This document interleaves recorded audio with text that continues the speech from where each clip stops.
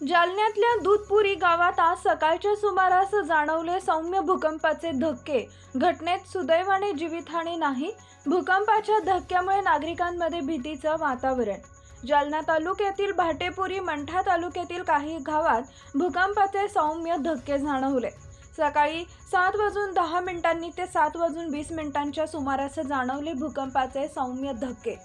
जालन्यातल्या दूधपुरी गावात आज सकाळच्या सुमारास भूकंपाचे सौम्य धक्के जाणवले। या घटनेत सुदैवाने जीवितहानी टळली आहे, मात्र भूकंपाच्या धक्क्यामुळे नागरिकांमध्ये भीतीचं वातावरण निर्माण झालंय।